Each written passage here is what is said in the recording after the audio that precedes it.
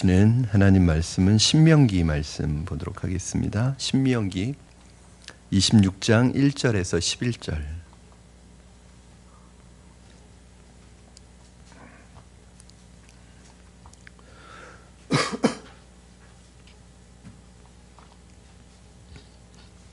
신명기 26장 1절에서 11절 말씀, 저와 여러분 한 절씩 교독하시고 마지막 11절은 합독하도록 하겠습니다. 내 하나님 여호와께서 내게 기업으로 주어 차지하게 하실 땅에 내가 들어가서 거기서 거주할 때에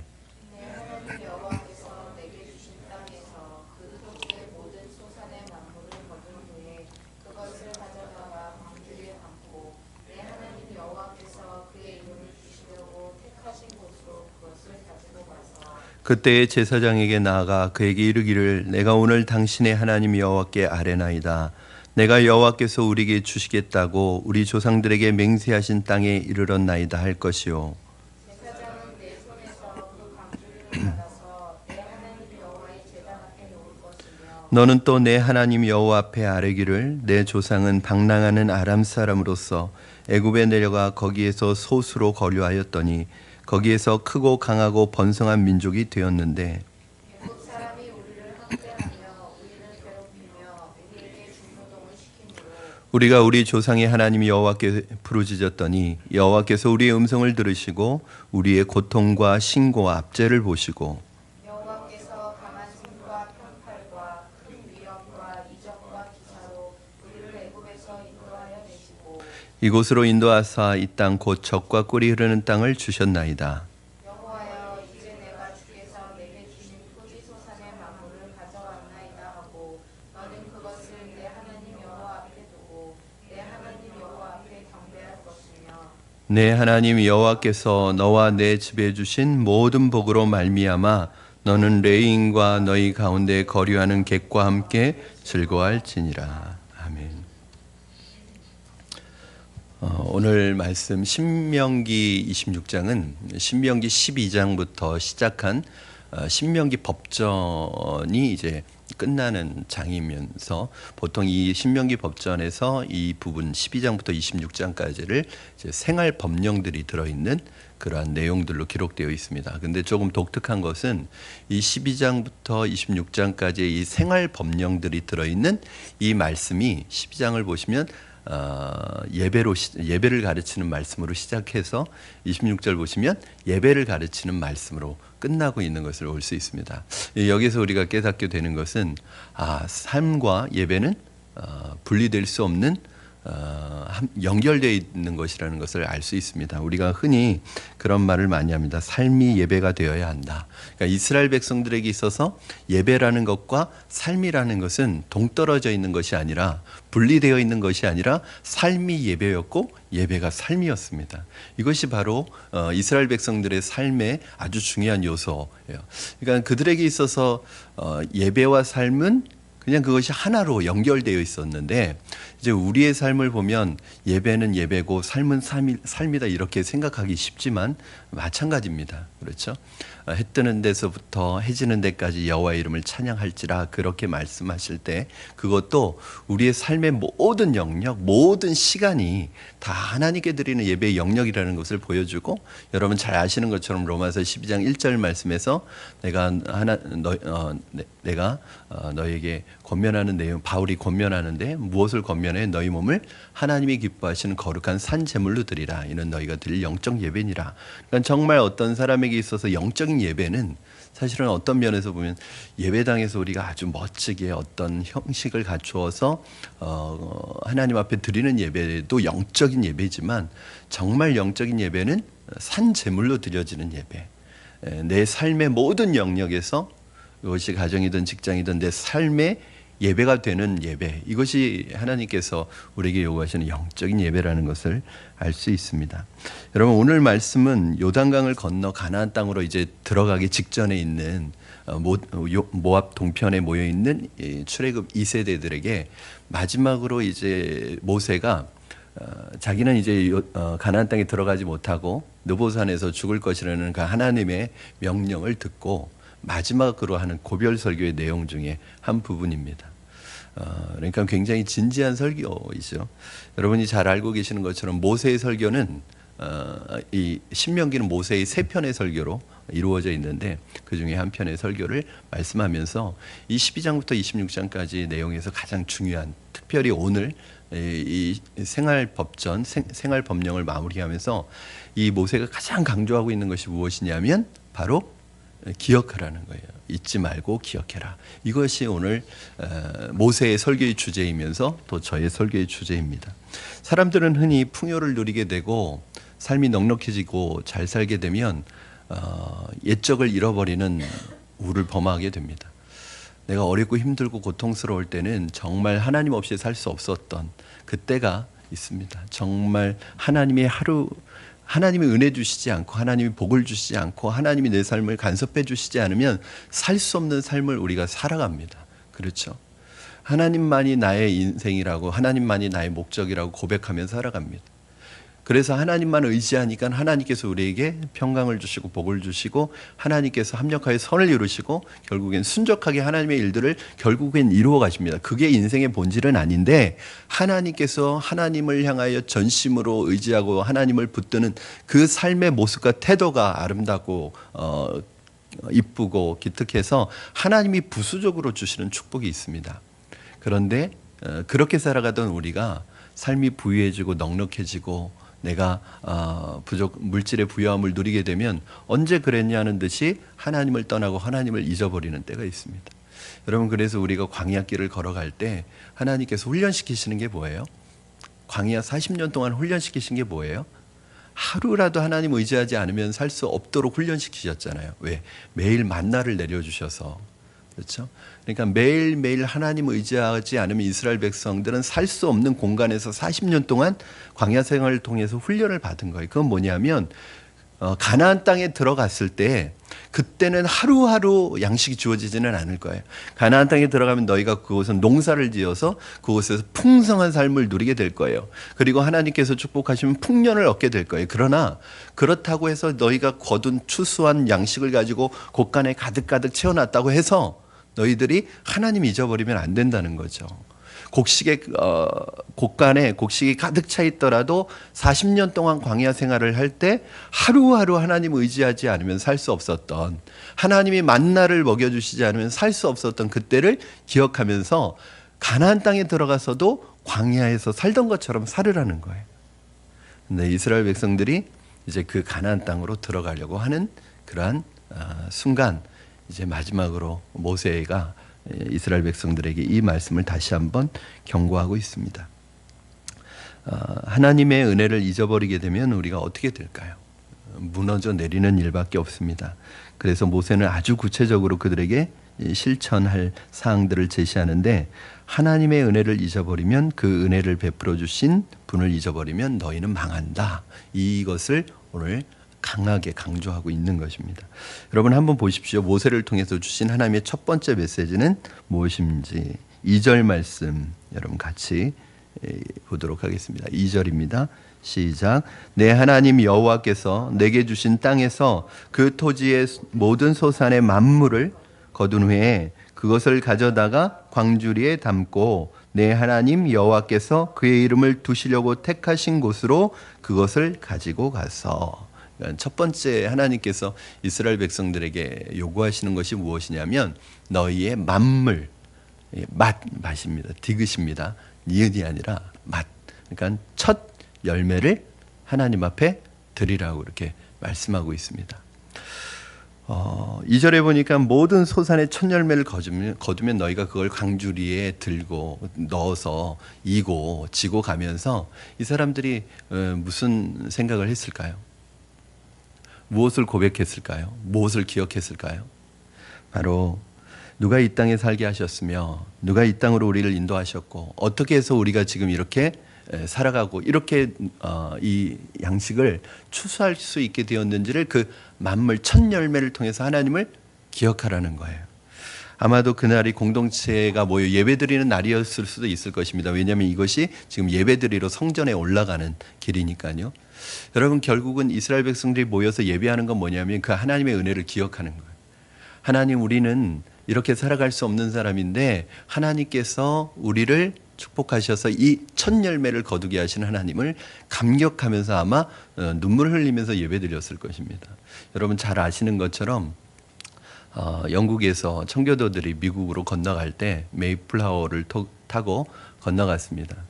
100여 명의 사람들이 건너가서 사실은 그 계절을 한번 지내면서 많은 사람들이 질병으로 죽고 많은 사람들이 그 여러 가지 풍토병이라든지 이런 것으로 죽고 추위 때문에 죽고 그래서 많은 사람들이 질병으로 죽어가는 모습 속에서 1년을 지내고 나서 그 첫 열매를 거둔 다음에 하나님 앞에 예배를 드렸어요.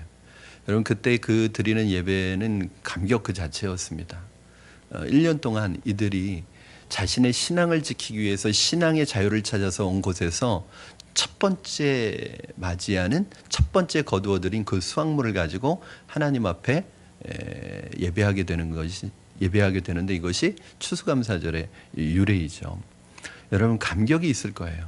우리가 광야에서 살던 때가 기억났을 거예요. 하나님의 은혜로 여기에 왔고 우리는 이렇게 지금 열매를 거두게 되었다는 감격을 가지고 하나님 앞에 예배드렸을 때 그것을 통해서 이스라엘 백성들이 너희가 첫 열매를 머리에 이고 성전을 오르며 감사의 노래를 부르는 존재로 늘 이곳에 서 있어라는 것입니다. 하나님의 은혜를 늘 가슴에 채우고 내가 누구인지를 명확히 알고 그 땅에서 하나님의 백성으로 아주 굵게 살라는 말씀을 오늘 주시고 계시는 거예요. 여러분 그런데 왜 첫 것이어야 되죠? 첫 열매여야 되죠? 성경 속에서 첫 열매가 주는 의미는 좀 남다른 의미가 있습니다. 첫 열매는 그 사람에게 있어서 가장 소중한 거예요. 가장 중요한 것입니다. 그래서 첫 열매는 다 하나님의 것이라고 이렇게 인식이 있어요. 그렇잖아요, 여러분. 우리도 장남이 좀 특별하잖아요.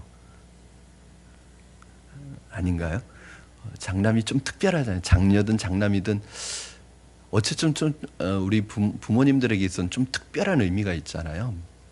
처음 내게 주신 아이라는 특별한 의미가 있잖아요. 하나님 앞에 드리는 것은 이스라엘 백성들은 그래서 이 장남은 다 하나님 거예요. 그래서 원래는 하나님께 드려서 하나님 성전에서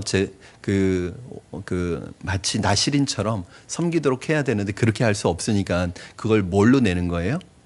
성전세로 이렇게 그 세금으로 내는 거예요. 그렇죠? 그래서 장남들에 대한 그 세금을 내는 거예요. 하나님 앞에. 그러니까 첫 것에 대한 소중함이 있단 말이죠. 여러분에게 있어서 첫 열매는 무엇입니까? 여러분에게 하나님께 드리는 가장 소중한 것은 무엇입니까? 그것이 바로 여러분의 마음의 중심입니다. 첫 열매를 드려야 하는 이유가 우리의 마음에 감사와 감격과 감동이 가장 짙게 묻어 있기 때문에 그렇습니다. 여러분 예를 들어서 내가 첫 직장에 처음으로 시작해서 처음으로 월급을 받았어요. 얼마나 감사하고 감격이 있어요. 그때 그 감격과 감사가 묻어있는 그 마음을 드리는 거예요. 첫 것에는 그런 감동과 감격이 있습니다. 무슨 말인가 하면 자꾸 생각하면 우리의 마음이 변하기 때문에 그렇습니다. 첫 것을 드리고 처음 것을 떼놓지 않으면 우리의 우선순위가 바뀌기 때문입니다. 그래서 제가 예수 믿고 직장 생활할 때부터 수입이 생기면 먼저 하나님의 것을 떼어놓는 습관이 생겼습니다. 왜냐하면 하나님의 것을 처음 하나님께서 주셨던 그 감사의 마음을 가지고 떼어놓지 않으면 자꾸 유혹을 받는 거예요. 왜냐하면 20대 중반의 젊은이가 얼마나 쓸 때가 많고 얼마나 들어갈 때가 많아요. 뭐 그렇다고 월급을 많이 받는 것도 아니고 얼마나 쓸 때가 많아요. 그런데 하나님 앞에 제가 하나님의 것을 먼저 떼어놓는 것에 대한 훈련을 받았던 것 같아요. 그래서 월급 봉투 받으면 그때는 봉투로 나왔으니까 월급 봉투 받으면 거기에서 하나님의 것을 먼저 떼어놓고 나머지를 가지고 또 부모님께 드리고 제가 생활할 수 있는 생활비를 받았는데 결혼하고 나서도 마찬가지죠. 저도 교회에서 사역할 때 지금은 이제 온라인으로 다 이렇게 입금이 되잖아요. 근데 그때는 교회에서도 월급 봉투를 이렇게 봉투에다가 나왔어요. 그러면 그걸 놓고 하나님 앞에 감사하는 거죠. 한 달 동안 하나님 또 귀한 사역 잘하게 해주시고 또 이렇게 귀한 생활의 필요를 허락해 주신 것에 감사하고 거기에서 하나님의 것을 떼어내는 거죠. 여러분 지금은 뭐 그럴 수는 없습니다. 그러나 그 마음만은 하나님 앞에 내 처음 마음을 드리는 것. 왜냐하면 그 첫 것에 뭐가 있냐면 우리의 마음과 감사가 있기 때문에 그렇습니다. 사랑하는 여러분, 남는 것으로 하나님께 드리지 마시기 바랍니다. 여러분이 하나님께 드리는 것은 남는 것이 아니라 여러분에게 있어서 가장 소중하고 감격의 눈물이 깃들어 있는 것을 하나님 앞에 드리시기 바랍니다. 여러분, 그것이 우리가 이제 하나님 앞에 드리는 것을 첫 것을 드리라는 의미는 그런 의미인 것 같아요. 하나님 앞에 남는 것 드리지 말고 먼저 구별해서 드리라는 거죠. 시간도 마찬가지입니다. 그렇죠? 시간도 내가 다 쓰고 남는 시간 하나님 앞에 드리고 남지 않으면 못 드리는 거고, 물질도 내가 다 쓰고 남는 것 하나님 앞에 드리고 남지 않으면 못 드리는 거. 그러니까 남는 걸 드리는 거는 실패 가능성이 많습니다. 왜 그러냐면 남지 않으면 못 드리는 건데 남지 않을 수도 있어요. 그렇죠. 우리의 시간도 그렇잖아요, 여러분. 제가 그래서 가능하면 큐티를 밤에 하시지 말라는 얘기를 종종 드리는데, 왜 그러냐면 밤에 하다 보면 큐티 할 시간이 안 되거나 피곤하거나 다른 일정으로 바빠지면 밤에 큐티를 못 하고 자요. 그래서 가능하면 첫 시간에 하는 것이 좋고요. 아침 시간에 하는 것이 제일 좋죠. 왜냐하면 밤에 하는 것은 보장받기가 어려워요, 시간을. 시간도 마찬가지입니다. 내가 남는 시간에 하는 게 아니라 시간을 먼저 하나님 앞에 떼어놓는 것. 그것이 아침이든 점심이든 저녁이든 뭐 그 상관없겠지만 떼어놓는 것. 내가 시간이 남으면 하겠다. 그러면 사실 못하는 경우가 많죠. 하나님 앞에 드리는 예물도 하나님께 먼저 떼어놓고 남는 것으로 드리지 않는 것. 마찬가지로 힘도 마찬가지죠. 내가 힘 있고 내가 어떤 에너지가 있을 때 하나님 앞에 그 힘을 떼어놓고 하나님 앞에 드리는 것과 나중에 이제 내가 힘이 다 없어지고 아무것도 힘이 남는 힘이 없을 때 하나님 앞에 드리는 것과는 또 틀립니다. 물론 여러분, 이것은 남는 것 자체가 문제는 아니에요. 왜냐하면 내가 그 마지막 남는 것까지 하나님을 위해서 사용되어져야 돼요. 그런데 의미상 여기에서는 그런 남는 것이 아니라 우선순위의 문제에 있어서 하나님의 것을 밀리면 안 된다는 것입니다. 저는 여러분이 시간에 있어서도 물질에 있어서도 여러분의 힘과 모든 여러분의 삶에 있어서도 하나님의 것을 먼저 생각하시고 떼어놓고 하나님 앞에 우선순위를 정하시는 여러분 되기를 주님의 이름으로 축원합니다. 두 번째 주시는 메시지는 기억하라는 거예요. 뭘 기억해야 되느냐? 자신의 정체성을 바로 알고 은혜의 감각이 떨어지지 않는 것은 기억하는 것에서부터 출발하는 거예요. 그러니까 내가 기억하는 것에서부터 뭐가 시작되냐면 은혜가 시작되는 거예요. 여러분이 많이 기억하고 많이 감사하면 은혜가 더 커지는 거예요. 자, 그래서 신앙생활을 잘하는 비결이 있습니다. 뭐냐면 기억하는 거예요. 신앙생활을 잘하는 비결이 기억하는 거예요. 무엇을 기억하느냐? 내 옛적 모습을, 나의 어렵고 힘든 때를 기억하고 또 하나님이 내게 베풀어 주신 은혜를 기억하는 것. 이것만 하면 사실은 신앙생활 잘할 수 있어요. 그래서 선지자들의 외침은 사실은 한 가지였습니다. Remember, 기억해라. 뭘 기억해요? 너희가 광야 때를 기억해라. 너희가 고통받던 그때 애굽에 있었던 때를 기억해라. 이걸 계속 말하는 거예요. 두 가지를 기억하는 거예요, 여러분. 하나는 고통받던 때, 애굽에 있었던 때, 광야에 있었던 때를 기억하는 것이고, 또 하나는 뭐예요?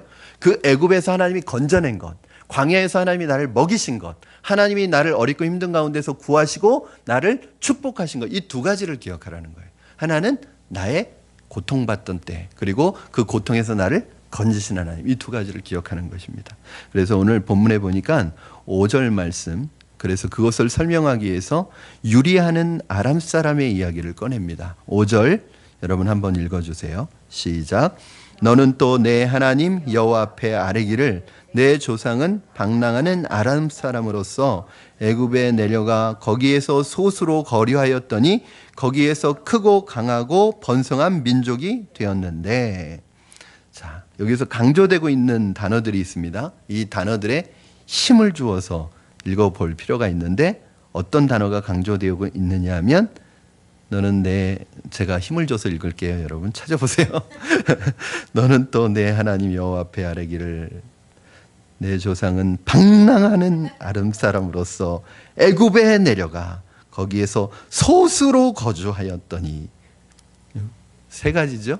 첫째는 방랑하는, 두 번째는 애굽에 내려가 소수로 거주하였더니. 이것이 그들의 정체성이었습니다.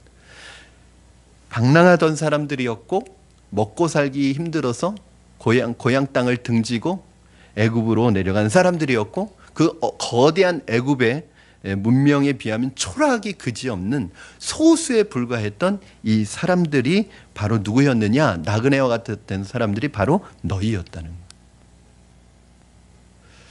여러분, 내가 어떤 존재를 잃어버리지 말아라. 너희가 어떤 존재이냐? 너희는 그렇게 사실은 형편없는 존재였다. 너희가 구원받을 자격이 있었느냐? 너희가 잘 나가고 있었느냐? 그게 아니라 너희 형편없는 존재였다는 거예요. 사실은 구원받을 자격이 없는 존재였다는 거예요. 아무에게도 관심을 끌지 못하는 존재였다는 거예요. 이거 기억하라는 거예요. 우리 지난 주일 설교 때도 제가 여러분에게 말씀드릴 때 인간의 본질을 뭐라고 말씀드렸죠? 맞아요. 흙이에요. 먼지예요. 티끌이에요. 이게 무슨 의미라고 그랬죠? 우리는 그 정도로 보잘것없는 존재라는 거예요. 흙으로 지어진 존재예요. 그런데 흙으로 지어진 우리는 사실은 하나님의 형상으로 지음받았지만 흙으로 지어졌다는 건 뭐냐면 너희는 하나님이 아니라 하나님의 은혜와 도움이 없이는 도저히 살아갈 수 없는 연약한 존재라는 것을 항상 잊지 말라는 거죠. 하나님이 한번 치시면 너희는 쓰러질 수밖에 없고 먼지가 될 수밖에 없고 훅 불어버리면 날아갈 수밖에 없는 그런 먼지와 같은 존재라는 거 항상 기억하라는 거죠. 그런 너희가 의미 있는 삶을 살아가는 비결은 바로 하나님께 붙어 있을 때만. 그러니까 흙으로 지어졌다는 건 뭐냐면 평생 너희는 하나님 의지하면서 살아가지 않으면 안 되는 존재로 지음받았다는 거예요. 오늘 말씀에서도 여러분 두 가지를 기억하라는 거예요. 너희는 이런 존재였다는 거예요. 이런 형편없는 존재였다는 거예요. 보잘것없는 존재였다는 거예요. 그런데 그런 너희를 하나님께서 애굽에서 건져내시고 너희를 인도하시고 너희를 적과 꿀이 흐르는 하나님의 축복의 땅으로 인도해서 들어가게 하셔서 이 축복을 주신다는 것을 기억하고 잊지 말라는 것입니다. 나 자신이 누구인지를 잊어버리면 우리는 변질되게 되어 있습니다. 하나님이 어떤 사랑을 베풀었는지 잊어버리면 우리는 타락하게 되어 있습니다. 그래서 여러분 설교를 들고 말씀을 읽고 말씀을 묵상하고 말씀을 암송할 때마다 두 가지를 늘 기억하셔야 됩니다. 내가 누구인지. 우리는 하나님이 아닙니다. 내 힘으로 살아갈 수 있는 존재가 아닙니다. 두 번째는 하나님이 내게 어떠한 은혜를 베풀어 주셨는지. 이 두 가지를 기억하라는 거예요. 제가 어떤 책에서 읽었던 내용을 발췌해서 여러분에게 읽어드리려고 합니다. 이걸 읽어드리는 이유는 두 가지 때문인데, 첫째는 제가 말로 표현하는 것보다 이 글이 좀 더 표현이 더 좋기 때문에, 또 이 문어체로 된 이 글을 제가 말로 표현하면 이게 구어체가 되면 그 느낌이 잘 안 살 수 있어서 읽어드리는 것이고, 또 하나는 너무 길어가지고 제가 다 이걸 그 이야기만 전달하면 그냥 스토리만 전달하게 돼서 이 느낌이 잘 안 살 것 같아가지고 여러분 읽어드리는 거예요. 그러니까 한 3분의 2 정도 되는 분량이니까 한번 잘 들어보셨으면 좋겠습니다. 아내를 잃고 혼자 살아가는 노인이 있었다. 젊을 때에는 힘써 일하였지만 이제는 자기 몸조차 가누기 힘든 노인이었다. 그런데도 장성한 두 아들은 아버지를 돌보지 않았다. 어느 날 노인은 목수를 찾아가 나무 괴짝 하나를 주문하였다. 그리고 그것을 집에 가져와 그 안에 유리 조각을 가득 채우고 튼튼한 자물쇠를 채웠다. 그 후 아들들에게는 한 가지 의문이 생겼다. 아버지의 침상 밑에 못 보던 괴짝 하나가 놓여 있었기 때문이었다. 아들들이 그것이 무엇이냐고 물으면 노인은 별게 아니니 신경 쓰지 말라고 말할 뿐이었다. 궁금해진 아들들은 아버지가 없는 틈을 타서 그것을 조사해 보려고 하였지만 자물쇠로 잠겨져 있어서 안에 무엇이 들어있는지 알 수 없었다. 아들들은 생각했다. 그래, 이건 아버지가 평생을 모아놓은 금은 보석일 거야. 아들들은 그때부터 아버지를 번갈아가며 모시기 시작하였다. 그리고 얼마 뒤 노인은 죽었다. 아들들은 드디어 괴짝을 열어보았다. 그러나 그 안에는 아들들의 기대와는 달리 깨어진 유리 조각만이 가득 들어 있었고 그것을 본 큰아들이 화를 내며 말했다. 속았군, 속았어. 마음의 분노를 사귀지 못한 큰아들은 괴짝을 멍하니 바라보고 있는 동생을 향해 소리쳤다. 왜? 괴짝이 탐나냐? 그럼 네가 가져라. 둘째 아들은 형의 말을 들었는지 못 들었는지 한참 동안 그 자리에 서 있었다. 충격을 받은 모양이었다. 나뭇가지가 조용하려 해도 바람이 쉬지 않고 자식이 효도하려 해도 어버이는 기다려주지 않는다. 이 옛글을 생각하면서 둘째 아들은 그 괴짝을 집으로 옮겨와 아버지가 남긴 유품 하나만이라도 간직하는 것이 그나마 마지막 효도라고 생각한 것이다. 아내는 구질구질한 물건을 왜 집에 들이냐며 짜증을 냈지만 유리 조각은 버리고 괴짝만은 간직하고 싶었다. 괴짝을 비우고 나니 밑바닥에는 편지 한 장이 들어있었다. 둘째 아들은 그것을 읽다가 소리내어 울기 시작했다. 나이 40을 넘기는 사나이의 통곡 소리에 그의 아내가 달려오고 아이들이 달려왔다. 편지에는 그렇게 쓰여 있었다. 첫째 아들을 가졌을 때 나는 기뻐서 울었다. 둘째 아들이 태어나던 날 나는 좋아서 웃었다. 그때부터 30여 년 동안 수천 번 아니 수만 번 그들은 나를 울게 하였고 또 웃게 하였다. 이제 나는 늙었다. 그리고 아들들은 달라졌다. 나를 기뻐서 울게 하지도 않고 좋아서 웃게 하지도 않는다. 내게 남은 것은 그들에 대한 기억뿐이다. 처음엔 진주 같았던 기억, 중간엔 내 등뼈를 휘게 한 기억, 지금은 사금팔이 유리 조각 같은 기억들. 아, 내 아들들만은 나같지 않기를, 그들의 늙음악이 나같지 않기를. 아내와 아이들도 그 글을 읽었다. 아빠하고 소리치며 아이들이 아빠 품으로 뛰어들었다. 아내도 그의 손을 잡았다. 네 사람은 서로 부둥켜 안고 한참 동안을 울었다. 기억하지 못하면 부자 관계도 갈라지게 되어 있습니다. 기억하지 못하면 우리와 하나님의 관계도 갈라지게 되어 있고, 우리가 기억하지 못하면 우리와 십자가의 사이도 갈라지게 되어 있습니다. 하나님이 우리를 어떻게 구원하셨고 어떻게 여기까지 인도하셨으며 어떻게 우리에게 하늘의 축복을 덧입혀 주셨는지를 기억하지 않으면 우리들을 잃어버리고 우리 정체성을 잃어버리고 하나님을 잃어버리는 존재로 살아가게 되어 있습니다. 그래서 우리는 매주 예배를 드리면서 나를 구원해 주신 그 하나님의 은혜를 기억하고 그 하나님의 은혜에 감사하는 것입니다. 그분이 내게 행하신 일을 기억하며 정말 어렵고 힘들었을 때 하나님께서 나를 그냥 내버려 두지 않고 그 어렵고 힘든 그 구덩이에서 그 고난의 한가운데서 나를 건져주셨던 그 하나님을 우리는 매주 예배를 드리면서 기억하고 감사하고 그 하나님 앞에 영광을 돌리는 것입니다. 그것이 바로 예배입니다. 그것이 여러분 바로 절기입니다. 그것이 바로 신앙생활입니다.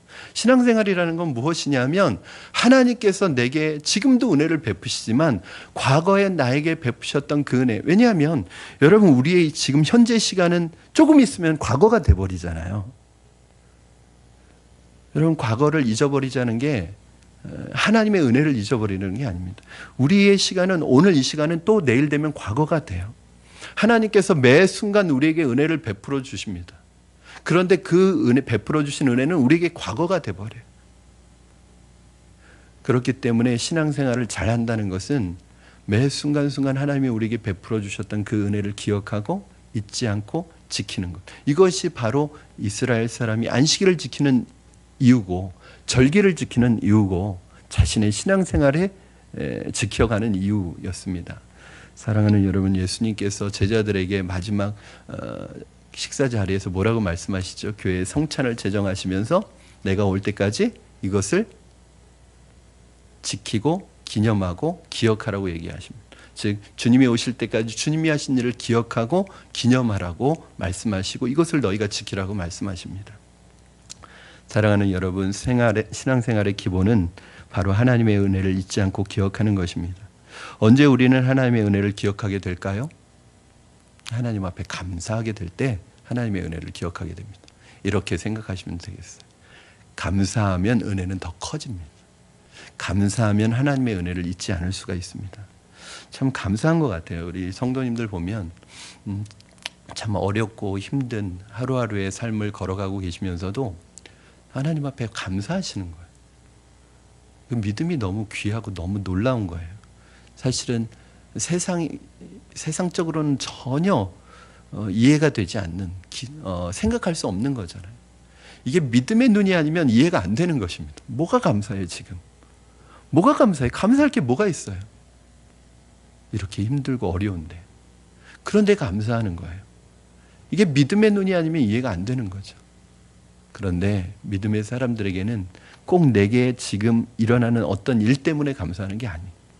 하나님께서 과거에 나를 인도해 주셨던 그 하나님에게 감사하고, 하나님이 과거에 나를 그렇게 인도해 주셨던 하나님이 지금 내가 어려운 가운데 있지만 지금도 하나님이 나를 인도하고 계시고 앞으로도 나를 인도해 가실 것을 신뢰하기 때문에 하나님 앞에 감사하는 거예요. 그러니까 어떤 일이 생기고 안 생기느냐 그거에 따라 감사하고 감사하지 않는 게 아니라 하나님이 내 인생의 목자가 되신다는 그 사실 때문에 감사하는 거예요.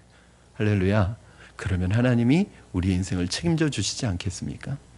여러분, 말씀을 정리하겠습니다. 사랑하는 여러분, 하나님께서 정말 받고 싶으신 것은 여러분의 고백이고 마음입니다. 동시에 절대 땅을 숭배하지 않고 이 땅의 신들에게 경배하지 않겠다는 다짐입니다. 많든 적든 내가 누리는 것이 다 하나님의 선물이라는 것을 알 때 우리는 허기지지 않게 살 수 있습니다. 우리는 자족하는 삶을 살 수 있습니다. 많이 가졌다고 소유를 권력으로 삼을 생각을 감히 꿈꾸지 못할 것입니다. 많이 가졌다고 많이 누리라고 하나님을 잃어버릴 생각하지 못할 것입니다. 오늘 우리에게 주신 모든 것이 하나님의 선물임을 기억하시고 더 많이 감사하시고 더 많이 하나님 기억하셔서 여러분과 저의 삶에 하나님의 은혜가 늘 풍성하게 되기를 주님의 이름으로 축원합니다. 우리 이 시간에 같이 기도했으면 좋겠습니다.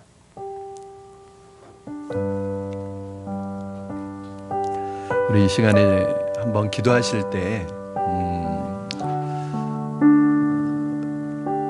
우리 여기까지 지난 시간 동안 우리를 인도하신 하나님을 좀 기억하면서 큰 소리로 기도하지 않으셔도 괜찮습니다. 한번 한 시간을 좀 드리겠습니다. 좀 기억하시면서 하나님께서 과거 나의 이런 삶 속에서 건져주시고 여기까지 인도하시고 이렇게 살려주시고 이렇게 인도하신 하나님께서 베풀어 주신 은혜를 기억하면서 우리 한번 이 시간에는 하나님 앞에 감사하는 기도로만 하나님 앞에 하나님의 은혜를 기억하면서 기도했으면 좋겠습니다. 그렇게 기도할 때 우리 안에 감사가 생기고 그 감사가 우리의 은혜를 통해서 감사가 커지고 또 그 감사를 통해서 우리의 은혜가 커지는 시간이 될 수 있기를 원합니다. 이 시간에 우리 한번 감사의 제목으로만 하나님 앞에 감사했으면 좋겠습니다. 먼저 과거에 나를 인도하셨던 하나님, 여기까지 인도하신 그 하나님의 은혜에 감사하시며 기도하겠습니다.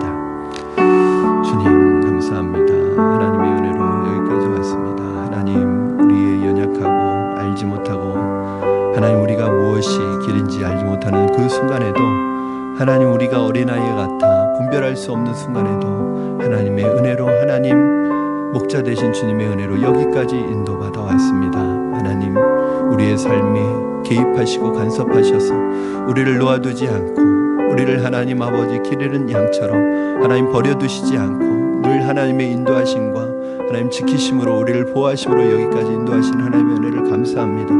어렵고 힘든 순간순간 고비고비마다 하나님 우리를 내버려 두지 않고 우리가 간구하고 부르짖을 때 그 구덩이에서 우리를 건져주시고 그 절망 속에서 우리를 건져주시고 그 어려움과 고통 속에서 우리의 기도를 외면하지 않으시고 들어주신 그 하나님의 은혜를 기억합니다. 그 하나님의 은혜로 지금 우리가 여기에 있습니다. 그 하나님의 은혜로 지금 우리가 이렇게 살아가고 있습니다. 하나님 현재의 삶이 어렵고 힘들지라도 하나님 그렇게 우리를 인도하신 하나님, 그 하나님이 나의 삶을 주님 인도하시는 그날까지, 주님 앞에 가는 그날까지 인도하실 걸 믿고 미리 감사하고 하나님 앞에 상황과 환경 때문에 감사하는 것이 아니라 하나님을 바라보고 감사할 수 있는 믿음을 허락하여 주시옵소서. 역사하여 주시옵소서. 인도하여 주시옵소서.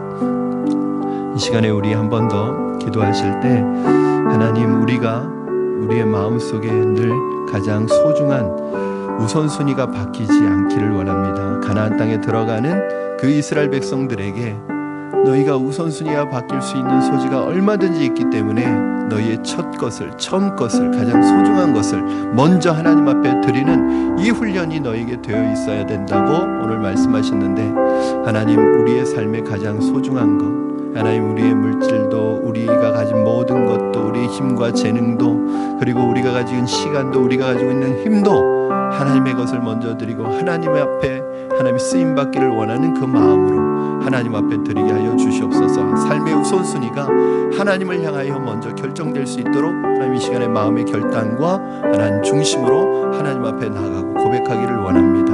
우리 이 시간에 그렇게 한번 다시 결단하면서 기도하시겠습니다. 살아계셔서 역사하시는 하나님 아버지 감사합니다.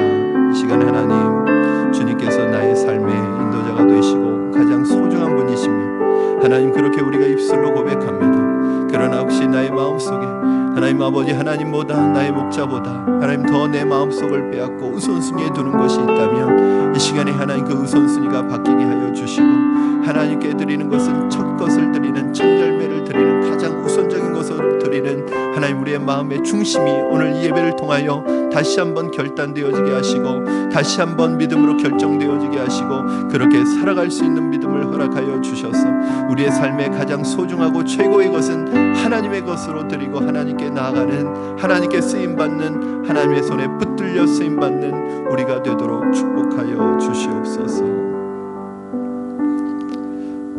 살아계신 하나님 감사합니다. 우리들에게는 마치 하나님의 영적인 하나님 망각 증세가 있어서 하나님이 베풀어 주신 은혜를 늘 잊고 살아갈 때가 많습니다. 그러나 하나님, 우리가 하나님 앞에 늘 승리하는 삶을, 은혜 풍성한 삶을 살아가기 위해서 하나님의 은혜를 잊지 않게 하여 주시고, 날마다 우리 입술에 원망과 불평이 아니라 감사와 찬송이 우리의 입술을 장식하게 하여 주시옵소서. 감사를 통하여 우리 안에 은혜가 커지게 하시고, 그 은혜를 통하여 하나님 앞에 귀하게 쓰임받는 인생 되게 하시고, 하나님, 지금 일어나고 있는 어떤 일 때문에 감사하기도 하고 원망하기도 하는 그런 일희일비하는 하나님 사람이 아니라, 하나님이 내 인생의 목자가 되어주시고, 하나님이 우리를 선한 푸른 초장과 쉴만한 물가, 가장 선한 곳으로 인도하신 것을 믿고 신뢰하는 믿음으로 오늘 주님 앞에 감사하는 우리의 삶이 되도록 축복하여 주시옵소서. 기억하게 하시고 잊지 않게 하여 주시옵소서. 감사하며 예수님의 이름으로 기도드리옵나이다. 아멘. 우리 주님 가르